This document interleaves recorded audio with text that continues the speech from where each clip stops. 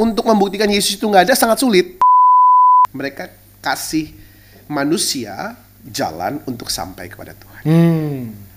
Tapi Yesus sebagai religious figure, dan itu diyakini bukan cuma oleh orang Kristen, justru dia adalah Tuhan yang jadi manusia.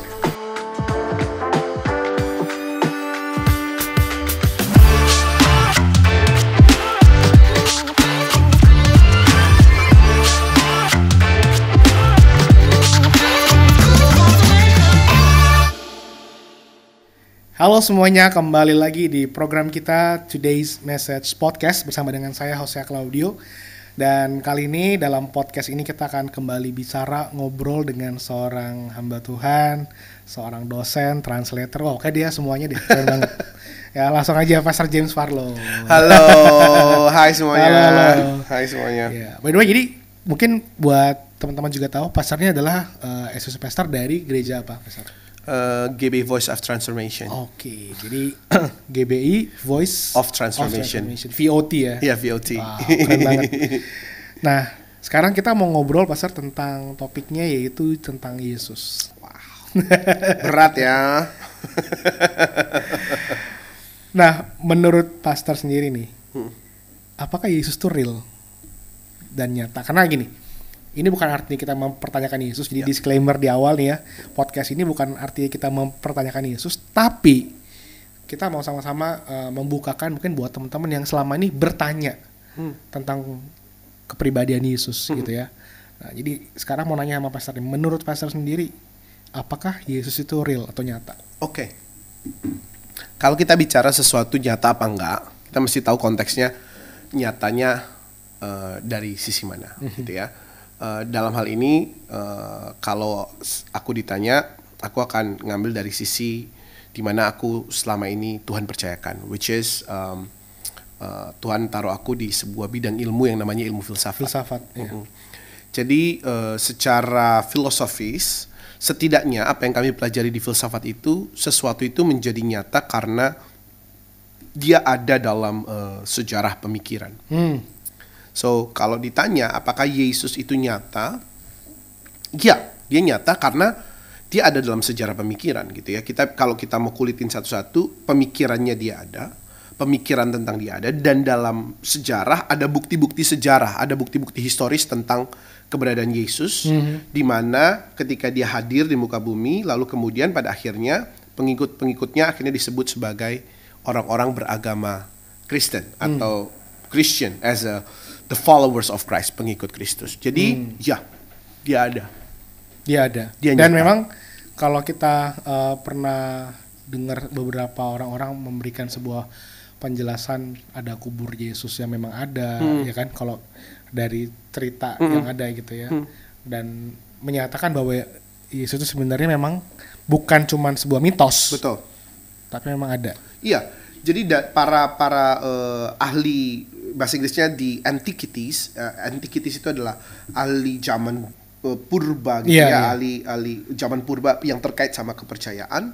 Itu mereka baik yang percaya Tuhan maupun yang tidak percaya Tuhan, baik yang Christian maupun yang non-Christian, mereka bilang bahkan bukti-bukti ketidakadaan Yesus itu nyaris nggak ada gitu.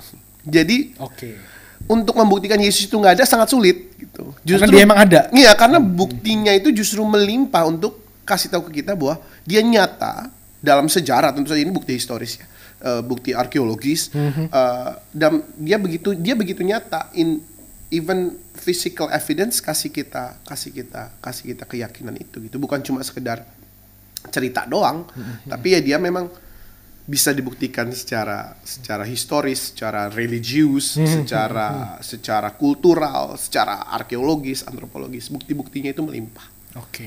Abundant. Jadi itu mungkin bisa menjadi sebuah dasar atau sebuah pijakan bahwa memang Yesus itu adalah pribadi yang nyata. Ya, betul ya. Kalau misalnya kita ingin kita jadi, ya banyak anak-anak muda sekarang gitu ya. Gua nggak mau percaya kecuali ada buktinya gitu. Iya. Ya, gitu kan ya. Iya, definitely. Tentu saja. Iya. Nah, berikutnya nih Master. bagaimana dengan pernyataan bahwa Yesus adalah sosok religius yang sama dengan sosok religius yang ada di agama lain? Oke. Ya. Bedanya apa gitu? Dari sekian banyak sejarah pemikiran, tentu saja ketika kita bicara tentang Yesus, maka kita bicara dari segi keagamaan. Karena kita kenali nama itu, Yesus itu dari sebuah pandangan ideologi yang namanya agama. Dan sebagai tokoh di sebuah keyakinan, kepercayaan atau agama, maka dia dianggap sebagai the religious figure. Ya, dengan demikian Yesus tidak beda seperti religious figure yang lain. Kalau kita mau nyebut nama-nama seperti Zarathustra dari keyakinan Zoroaster di daerah Persia, lalu kemudian Siddhartha Gautama, keyakinan Buddhisme dari India gitu ya. Ya dia nggak ada bedanya karena ya memang dia yang memulai ini. Tapi kalau kita mau telisik lebih dalam, yang pertama adalah tokoh-tokoh religius yang lain, they give us the way to the Lord. Mereka kasih kita jalan, mereka kasih pengikutnya jalan untuk sampai kepada Tuhan. Mereka kasih manusia jalan untuk sampai kepada Tuhan. Tapi Yesus sebagai religious figure, dan itu diyakini bukan cuma oleh orang Kristen, justru dia adalah Tuhan yang jadi manusia. Oke, jadi bukan sosok manusia yang kasih jalan, tapi dialah Tuhan itu sendiri. Tuhan itu sendiri, dan bahkan dialah jalan itu sendiri. Dan dia adalah jalan itu sendiri. Wow. Itu perbedaan yang pertama yang utama yang harus kita pahami, bahwa dia bukan manusia, dan dia bukan manusia yang kasih kita jalan menuju kepada Tuhan, tapi dia adalah Tuhan yang mau rela jadi manusia, dan dia adalah jalan itu sendiri. Dan yang kedua, yang tentu sangat berbeda adalah kalau kita ke kubur tokoh-tokoh religius lain, kita masih bisa cek DNA-nya di situ karena tulang belulangnya sudah terkomposite di situ. Yeah. Tapi Yesus satu-satunya kubur yang kosong. Yes. Wow. Karena dia masih hidup. Dia tetap hidup sampai hari ini. Dia hidup buat kita. Iya. Bahkan walau dia adalah manusia yang menjadi Tuhan, tapi jejak kematian manusiawinya pun nggak ada gitu. Betul. Ya. Tuhan yang menjadi manusia, rela jadi manusia, dan sebagai manusia dia dalam keadaannya sebagai manusia dia harus mati, tapi jejak kematiannya pun nggak ada karena dia memang Tuhan. Iya. Itu yang membuktikan. Persis. Karena kalau misalnya dia mati masih ada jejak kemanusiaan ya bisa menjadi pertanyaan. Betul. Iya kan? Betul. Iya. Wow. Jadi itu bisa menjadi satu bukti ya bahwa memang keberadaan Yesus itu nyata, dan yang kedua dia bukanlah manusia yang menjadi jalan maksudnya memberikan jalan orang kepada Tuhan, tapi dialah Tuhan itu sendiri gitu kan. Dan dia adalah jalan itu sendiri. Ya, wow. Oke, nah berikutnya nih Pastor. Jadi dengan demikian mungkin ini kan tadi sebagai sebuah dasar pengertian yang kita udah dengar, yang tadi Pastor James juga sudah sampaikan. Yang berikutnya adalah how about your personal experience dengan pribadi Yesus itu sendiri, sampai akhirnya you benar-benar memberikan diri untuk mau jadi pendeta, jadi hamba Tuhan, dan mau mempercayai dia. Karena kan gini, banyak orang-orang apalagi yang memang terlibat dalam ilmu filsafat itu agak susah percaya Tuhan. Iya kan? Iya. Even dia mungkin mengaku dia Kristen, tapi mungkin Kristennya setengah-setengah ateis gitu ya. Atau agnostik kalau zaman sekarang gitu. Nah, tapi how about you? Maksudnya dalam filsafat tapi benar-benar bisa percaya keberadaan Yesus? Karena aku S1, S2 dan oleh anugerah Tuhan sekarang lanjut ke S3 itu ya, semua filsafat. Jadi aku cukup bergelut di sebuah bidang ilmu yang memang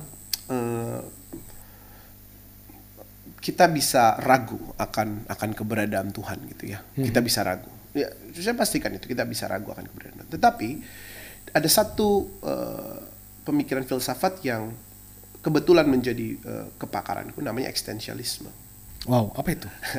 Intinya begini, eksistensialisme itu adalah sebuah pemahaman di mana pengalaman seseorang, pengalaman subjek, pengalaman individu itu menjadi penting dalam apa yang dia yakini.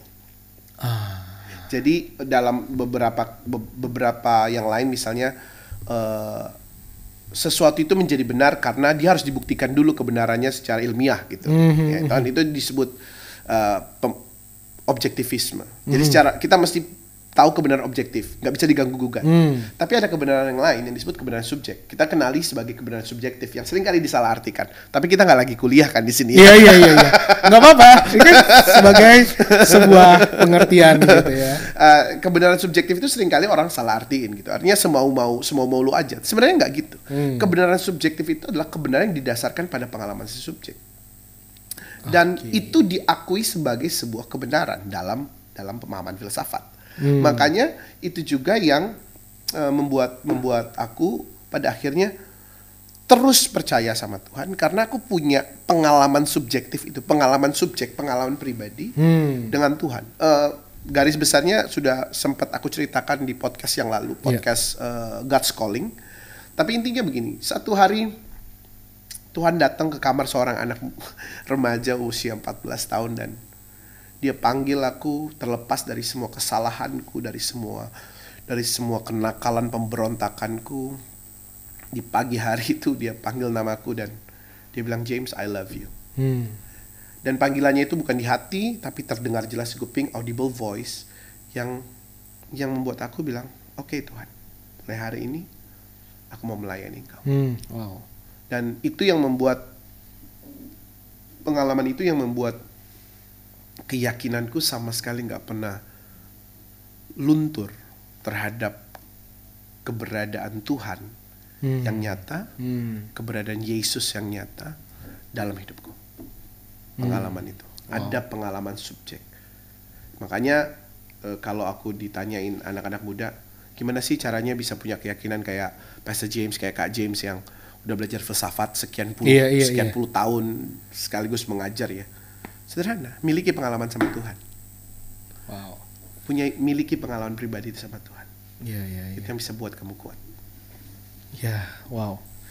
Ini penting sih karena gini, kita aja anak-anak muda ya, kita anak muda ya. Ya. Amin. Anak-anak muda yang zaman sekarang maksudnya mungkin pemikirannya masih belum terlalu banyak hal-hal ya seperti ilmu-ilmu yang yang mereka pelajari. Itu bisa mempertanyakan Tuhan, ya kan? Nah, sedangkan Pastor James yang sudah banyak dimasukin ilmu-ilmu filsafat yang mungkin banyak juga di dalamnya yang bisa mempertanyakan Tuhan, tapi tetap percaya karena pengalaman. Ya. Jadi itu berarti adalah kunci. Betul. Buat anak-anak muda zaman sekarang. Betul. Dengan noise dari sosial media apapun yang kita dengar yang bisa melunturkan iman kita, cuma satu yang bisa ngejaga pengalaman. Persis. Yang tadi apa namanya? Eksistensialisme. Jadi kebenaran dari sisi pengalaman. Ya, pengalaman si subjek. Pengalaman subjek ya. Wow. Dan berarti aku berkesimpulan gini, kalau ada orang-orang yang hari-hari ini mempertanyakan Tuhan bukan karena mereka nggak tahu atau nggak pernah dengar, tapi karena mereka nggak pernah ngalamin. Persis. Gitu ya Mas Arya? Ya, sepakat. Makanya tugas kita yang udah ngalami Tuhan, atau membuat aku, kalau kita benar-benar udah ngalami Tuhan, kita mau buat orang-orang sekitar kita yang belum ngalami Tuhan ngalami hal yang sama kayak kita, atau setidaknya mereka ngalami Tuhan di mana sungguh-sungguh pengalaman otentik mereka sama Tuhan. Mungkin nggak sama kayak aku dipanggil suara audible. Iya. Tapi kita rindu itu, ada kerinduan itu, dan kemana-mana aku pergi, aku selalu sampein itu, bahwa kerinduanku adalah setiap kali orang dengar aku bicara, setiap kali orang share sama aku, setiap kali aku hadir di sebuah ibadah, aku mau mereka juga ngalami Tuhan gitu. Mungkin bukan dengan cara yang sama, tapi mereka ngalami Tuhan. Wow. Oke. Nah, berikut ini berarti menurut pandangan Pastor James selama ini sebagai seorang hamba Tuhan dan juga sebagai dosen, sebagai yang melihat fenomena yang ada, kira-kira hal apa aja yang bisa membuat seseorang itu tidak lagi meyakini ketuhanan Yesus? Oke. let alone meyakini ketuhanan Yesus, tidak meyakini Tuhan sih. Iya, tidak meyakini Tuhan gitu. Ya, karena kalau kita bicara ketuhanan Yesus, kita bicara doktrin tuh. Iya. Tapi let's say gimana orang kemudian nggak bisa percaya? Nggak percaya sama Tuhan, iya. Simple sebenarnya kaos ya. Aku ngelihatnya begini. Ada sebuah paradoks dalam dunia filsafat. Dan ini paradoks yang cukup terkenal. Namanya the paradox of evil. Gak tau pernah dengar apa nggak paradox of evil? Belum. Paradox of evil itu bunyinya begini. Proposisinya begini. Tuhan itu maha baik. Ya kan? Tuhan itu maha kuasa. Tapi kejahatan kok masih ada. Ya kan? Itu seringkali itu merupakan aksioma yang seringkali dipakai orang untuk mempertanyakan keberadaan Tuhan gitu. Atau ada pertanyaan oksimoron yang lain yang bilang gini, apakah Tuhan yang maha kuasa itu mampu menciptakan batu yang dia sendiri nggak mampu mengangkatnya? Itu bahasan lainnya. Tapi aku coba dari paradox of evil.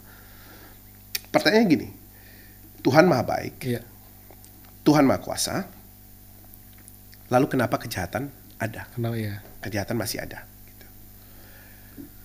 Kesimpulannya adalah saya tidak percaya Tuhan. Saya manusia tidak percaya Tuhan. Kan itu jalurnya tuh. Tapi kalau kita lihat dari hukum proposisi, kita nggak boleh sampai pada kesimpulan itu dulu, karena variabelnya harus dilihat. Kita taruh semua di situ variabel Tuhan, tapi kesimpulannya kita taruh manusia di situ. Gitu. Saya manusia nggak percaya sama Tuhan, gitu. Nggak percaya kalau Tuhan itu ada. Kalau orang tanya ke aku, bagaimana menjawab persoalan paradox of evil ini? Sederhana, Tuhan itu maha baik. Tuhan itu maha kuasa. Lalu, kenapa kejahatan itu masih ada? Karena dia maha baik dan dia maha kuasa. Dia ciptain saya manusia. Supaya saya jadi agen kebaikannya dia buat setiap kejahatan yang terjadi di muka bumi. Kita mesti perhitungkan variabel yang ada. Karena seringkali orang gak percaya sama Tuhan karena mereka berfokus sama dirinya sendiri. Sebagian besar orang yang kemudian meninggalkan gereja, meninggalkan pelayanan, mereka kecewa. Kenapa? Karena fokus sama dirinya sendiri. Mereka kecewa. Iya nih, kemarin pas mau salaman sama gembala melengos gitu aja. Gak mau dah gue di situ. Gereja yang itu gue sampai dipeluk-pelukin gitu misalnya kan. Iya kan? Karena mereka kecewa. Kecewa karena fokusnya sama siapa? Sama dirinya sendiri. Sementara Ibrani 12 ayat 2 bilang begini, marilah kita melakukan semuanya itu dengan mata yang tertuju kepada Yesus. Harusnya fokus kita itu tertujunya kepada Yesus, bukan kepada diri kita sendiri. Dan karena seringkali fokus kita kepada diri kita sendiri, kita kemudian membuat diri kita jadi Tuhan. Ada sebuah pernyataan yang terkenal dari seorang filsuf yang terkenal juga, namanya Friedrich Nietzsche. Waduh, ini jadi ngomong filsafat di bagian yang ini. Friedrich Nietzsche itu bikin sebuah pernyataan yang banyak dianggap sebagai blasphemy, penistaan. Dia bilang begini, Tuhan itu mati. Tuhan itu sudah mati dan kita yang membunuhnya. Dia bilang begitu. Bagaimana cara kita membunuh Tuhan? Kata dia, karena ketika kita melakukan segala sesuatu, kita yang bertanggung jawab atas segala sesuatu itu sendiri. Itu caranya dia meyakinkan orang. Tapi coba kita renungkan sebentar pernyataan itu. Tuhan itu jadi nggak bisa kita percaya ada, karena kita berusaha melakukan semuanya sendiri. Kita pengen segala sesuatunya cuma tentang diri kita, me, myself, and I. Let alone Tuhan lah, orang lain aja kita nggak pikirin. Iya. Gitu.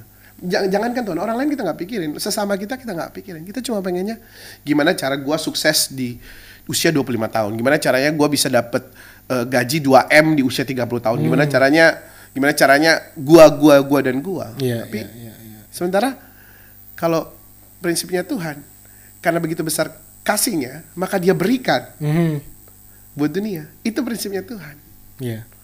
Makanya kita nggak akan pernah bisa nyambung selama kita masih mikirin diri kita sendiri. Kita nggak mungkin bisa yakin dia nyata kalau kita mikirin Persis. mikirin diri kita sendiri.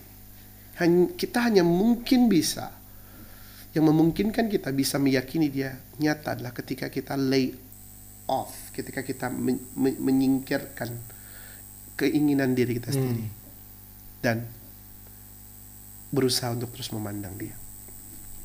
Wow. Ini dalam sih nih pemikirannya nih.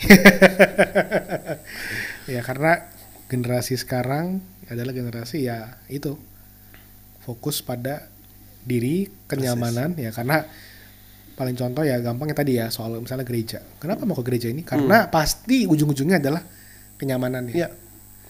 Dapat apa di sana dan seterusnya. Tapi itu nggak salah loh. Maksudnya begini. Ya itu nggak salah memang. Artinya sebagai sebuah pelayanan, gereja juga harus kasih kenyamanan yang itu karena ya memang dia terpanggil untuk itu. Betul, Tapi betul. ketika sesuatu tidak terjadi karena keinginan kita kan, jadi akhirnya ya itu ya seperti aku gereja kalau saya I feel so comfortable here. Cuma ketika ada sesuatu yang nggak sesuai dengan keinginanku, nah itu kan pada akhirnya kan. Jadi yes. Jadi ya tapi memang kalau kita bicara tentang Yesus dan peneladanan akan dia jelas bahwa semua yang terjadi dalam kehidupan Yesus itu sesuatu yang sifatnya cuma dua, pikul salib sama sangkal diri. Very good. Ya, betul ya. Karena kalau aku baca dari semua Injil yang menceritakan tentang keberadaan Yesus, kayaknya jarang kita dia cari sesuatu yang untuk dirinya sendiri. Selalu ujungnya kehendak Bapa, makananku dilakukan kehendak Bapa. Ya kan? Dan selalu untuk mempermuliakan Bapa dan semuanya dia fokus juga pada Bapa di surga gitu kan. Benar. Bahkan sangkal diri pikul salib itu kan di sesi lain aja ya. Tapi ini ya begini, menyangkal diri itu kan artinya kita meniadakan keberadaan diri kita, mengosongkan diri kita dari segala macam kepentingan pribadi, agenda pribadi. Kita cuma pengen lakukan apa yang dia mau. Makanya aku selalu bilang gini, pelayanan Yesus tuh ya, ini in a sense of dalam nuansa aku ngelihat cepat-cepat gitu, ngelihat cepat-cepat ya, bukan nuansa teologis, nuansa ngelihat cepat-cepat aja. Gitu ya. Pelayanan Yesus itu pelayanan paling mudah di muka bumi. Karena dia nggak lakukan apa-apa. Dia bilang sendiri kok, anak nggak melakukan apa-apa dari dirinya sendiri. Iya. Tapi apa yang dilihat bapaknya lakukan, itu yang dia lakukan. Apa yang dia dengar bapaknya katakan, itu yang dia katakan. Jadi dia nggak bikin apa-apa. Gampang banget gak sih? Kayak dia terkoneksi sama bapaknya gitu ya, every time gitu. Dan dia tahu apa yang harus dia lakukan. So, jadi apa yang dilakukan emang itu yang bapaknya mau, gitu kan ya. Dan salah satu yang bisa membuat kita yakin bahwa Yesus itu begitu nyata adalah, coba deh, kamu dekat sama dia, kamu kenali dia, dan lakukan apa yang dia suruh kamu lakukan. And you will see, kamu pasti bisa lihat, ngalami sendiri. Iya. Wow, ini perlu direnungkan ya. Serius, ya direnungkan ya, tolong ya, jangan langsung diambil cepet-cepet ya. Direnungkan untuk supaya kita benar-benar mengerti bagaimana kita berpadanan dengan kehendak Tuhan. Betul. Dalam hidup ini. Betul. Tapi satu hal, ayat tadi ada bicara soal mengosongkan diri, ada hal yang menarik. Alkitab bilang gini kan, bahwa dia mengosongkan diri dan mengambil rupa seorang hamba. Dan intinya dia tidak mempertahankan ketuhanannya, artinya secara posisi dia punya power gitu. Tapi di saat itu karena dia tahu dia sedang melakukan kehendak Bapa, apa yang menjadi, kalau mau ngomong manusia, pride manusiawi atau yang memang dia punya, dia nggak pegang itu gitu. Ya. Dan itu yang agak sulit buat generasi zaman sekarang. Betul. Karena generasi zaman sekarang tuh pengennya dapat privilege. Kita tergila-gila dengan privilege. Sementara Yesus privilege-nya dia buang. Ketika dia turun di muka bumi ini sebagai manusia, dia buang semua privilege itu. Dan itu kadang-kadang nggak nyampe di sini, nggak nyampe di logik kita zaman sekarang gitu. Iya, betul. Dia udah punya segala sesuatu loh. Terus ngapain dia capek-capek harus buang semua itu jadi manusia yang tanda petik nih, hina gitu. Manusia yang begitu kecil, manusia yang begitu rendah gitu. Kita nggak nyampe. Karena kita berusaha ngejar privilege. Tapi kalau kita mau ngerti kehendaknya dia, why he did it, sederhana, balik lagi ke Yohanes 3 tadi. Karena kasih. Iya, betul. Karena cinta. Iya. Dia kasih itu semua karena cinta. Dan oleh karena cinta dia melakukan itu, supaya kamu bisa kenali kenyataannya dia. Juga karena cinta. Ya. Kalau aku bilangnya begitu. Iya. Karena cinta. Wow. Jadi semakin kita mengenali, yang tadi juga Pastor James bilang soal pengalaman, mengalami dia, mengenali dia, maka itu yang akan semakin membuat kita yakin keberadaannya, bukan hanya dari sisi manusiawi, pengertian historis, tapi benar-benar Yesus yang ada sekarang gitu loh, yang memang kita alami dalam kehidupan kita. Ya. Dan tadi perlu digarisbawahi juga bahwa kalau kita mau semakin mengenal siapa dia, kita harus mulai meneladani hidup yang seperti dia, di mana kita semakin mengosongkan diri kita. Persis. Begitu ya, Mas? Persis. Aku percaya bahwa di Kisah Para Rasul dibilang begini, di Antioquia lah murid-murid pertama kali disebut Kristen. Dan Kristen itu bukan nama agama pada saat itu julukan. Bahkan ada yang bilang itu ejekan. Gitu, ejekan. Kenapa ejekan? Karena orang-orang ini, mereka ini bukan cuma khotbah, share. Kan saat itu Yesus udah nggak ada di muka bumi. Iya, udah naik. Yang khotbahin Paulus, yang khotbahin Barnabas, yang khotbahin para rasul gitu ya. Tapi kenapa mereka nggak disebut Paulusians gitu, atau Barnabasians, atau Silesians gitu ya, atau Peterians gitu. Tapi kenapa disebut Christian? Karena orang-orang dengar apa yang disampaikan, lalu orang-orang di Antioquia dengar apa yang disampaikan kepada murid-murid pertama yang percaya di Antioquia, dan kemudian mereka lihat kehidupan orang-orang itu. Loh, dia lakukan sama seperti apa yang mereka ajarkan ya. Oke, ya. Mereka melakukan sama seperti apa yang si Kristus yang diajarkan ini ya. Mereka nggak lagi hidup berdasarkan gaya hidup mereka dulu. Sekarang mereka hidup seperti Kristus. Iya. Jadi ngosongin diri itu kayak gitu. Kamu membuang segala yang lama pada hidupmu, tapi kamu menghidupi Kristus. Yeah. Dan itu yang akan salah satu jadi bukti buat orang lain bahwa Kristus itu nyata. Iya. Wow. Keren banget. Nah, for the last. Oke. Menurut Pastor James sih, apa sih yang perlu diperhatikan oleh umat Tuhan atau orang Kristen di hari-hari ini, in the last days, dalam kita memegang keyakinan kita tentang Yesus? Artinya supaya kita benar-benar tidak tergoncangkan, tergoyahkan dalam kita benar-benar terus bisa memegang pengertian tentang Yesus ini. Satu kali Paulus pernah bilang ke Timotius begini, Timotius, berhati-hatilah dengan ajaran orang lain, tapi kamu juga awasilah ajaranmu. Yeah. Itu ya. Dengan kata lain, yang Paulus pengen bilang begini, kalau kamu dengar ada ajaran lain, kamu lihat dulu ajaranmu. Dengan kata lain, you need to see the real Jesus yang aku udah sampaikan ke kamu. Dari perkataan Paulus itu kita melihat ada dua perkara. Satu, kita nggak mungkin lari dari firman, karena yang diajarkan Paulus kepada Timotius adalah firman. So kita nggak mungkin lari dari firman. Saya selalu bilang begini, dalam segala macam perdebatan yang lagi muncul, saya selalu bilang begini, kalau tanya jawaban ke saya, aku akan bilang kembali ke firman. Apa yang firman katakan? Karena firman Tuhan itu pemegang otoritas tertinggi. Karena kita nggak bisa ngelihat Tuhan secara fisik, oke? Kita nggak bisa sentuh dia secara fisik. Satu-satunya yang fisik tentang Tuhan yang ada pada kita, itu adalah firman-Nya.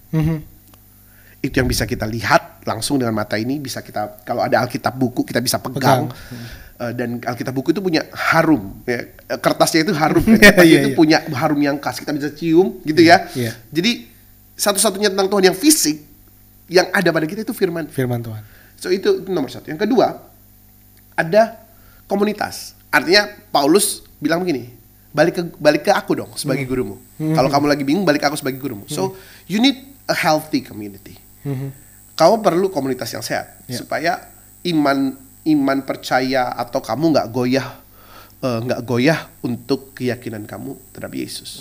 Jadi satu, kamu perlu firman. Dua, kamu perlu komunitas yang sehat. Dengan kata lain, pemimpin rohani yang tepat. Kemudian orang-orang sekitar yang tepat, yang bisa membantu atau menguatkan setiap kali kamu goyah gitu. We need that community. Kita perlu komunitas itu. Ya. Dan yang ketiga adalah balik lagi ke tadi. Kita mesti ngalami Tuhan. Iya.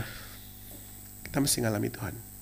Karena komunitas bisa, ya isinya manusia bisa ngecewain kita. Bukan berarti aku nggak bilang pasti ngecewain nggak, tapi bisa. Gitu ya. Ada kemungkinan itu.